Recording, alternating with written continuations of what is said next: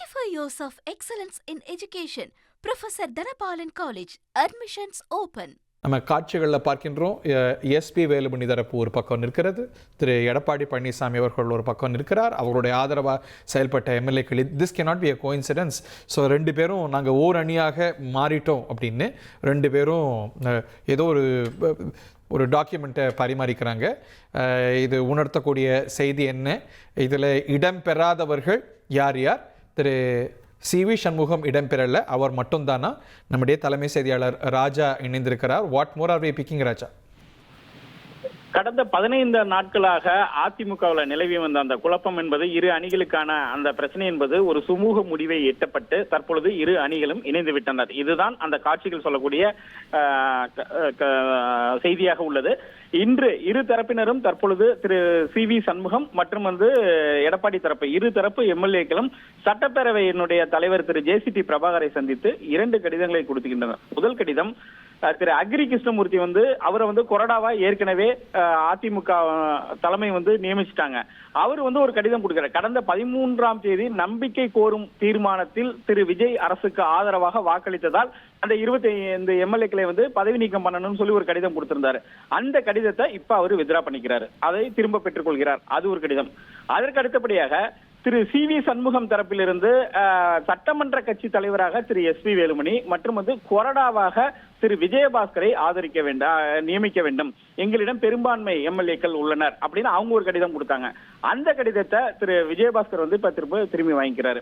வாங்கிட்டு இனிமேல் இருக்கிறவங்க எல்லாமே அதிமுக எம்எல்ஏக்கள் அப்படிங்கறத சபாநாயகர் கேட்பாரு, யார் யாரெல்லாம் இருக்கீங்க, வரிசையா வாங்க, எத்தனை எம்எல்ஏக்கள் இருக்கீங்க அப்படின்னு சொல்லி சபாநாயகர் கேட்கிறாரு. அதுக்குதான் மொத்தமா எல்லா எம்எல்ஏக்களும் அங்க போயிருக்கிறாங்க. அதற்கான அந்த சரிபார்ப்பு எல்லாரும் போயிட்டாங்களா?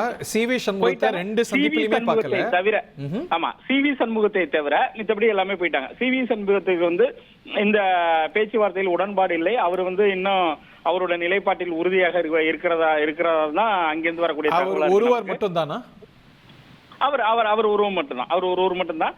மித்தபடி எல்லாருமே இப்ப காலையில நம்ம ஒரு தொட்ட பேசும்போது, அதிமுக தரப்பிடம் பேசும்போது 15 எம்எல்ஏக்கள் போய் கடிதம் 14 எம்எல்ஏக்கள் கடிதம் கொடுத்துட்டாங்க. 15னா அவர் ஒருத்தரை தவிர்த்து 14 எம்எல்ஏக்கள் போய் தங்களுடைய நிலைப்பாட்டில் ஒரு தடுமாற்றம் இருந்தது. ஆகையால் அதற்கு நாங்கள் வருந்துகிறோம் அப்படின்னு சொல்லி ஒரு ப்ரொவிஷன் இருக்கு. இவங்களை தகுதி நீக்கம் பண்ணனா ஒரு 15 நாள் வரலும் அதுக்கான காலக்கெடு இருக்குது.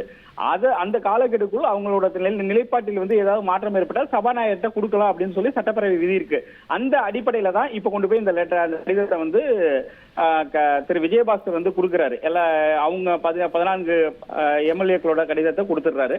அதே மாதிரி அந்த புகாரை நாங்க அவங்களை தகுதி நீக்கம் செய்யணும் அப்படின்னு அந்த கொடுத்த அந்த புகாரை நாங்க திரும்பி வாங்கிக்கிறோம் அப்படின்னு அக்ரி கிருஷ்ணமூர்த்தி அந்த புகாரை திரும்பி வாங்கினாங்க. அதனால இந்த இரு தரப்பினரும் தற்பொழுது அந்த சமாதானத்திற்கு ஒரு தரப்பாயிட்டாங்க அப்படிங்கறத பாக்குறோம். ஆமா, இருதரப்பு தற்போது ஒரு தரப்பானது. சமாதான பேச்சுவார்த்தை என்பது முடிந்து விட்டது. திரு அதிமுக பொதுச் செயலாளர் திரு எடப்பாடி பழனிசாமியிடம் எஸ்.பி. வேலுமணி ஒரு கடிதம் கொடுக்கிறார். அந்த கடிதம் பத்தி நம்ம விசாரிக்கும் போது அது தங்களுடைய இந்த ஒரு 15 நாட்களாக எடுத்த நிலைப்பாட்டுக்கு வருத்தம் தெரிவித்து கடிதம் கொடுத்திருப்பதாக கூறப்படுகிறது. ஆனா அது எந்த அளவுக்குன்னு இன்னும் போக தான் தெரியும். மத்தவங்கள்ட்ட பேசும்போது அதுக்கான அந்த என்ன அந்த கடிதத்துல எழுதப்பட்டிருக்கு, என்ன கடிதம் கொடுத்தாங்க அப்படிங்கிற அந்த விவரங்கள் தெரிய வரும். சரி. 35 years of excellence in education. Professor Dhanapalan College. Admissions open.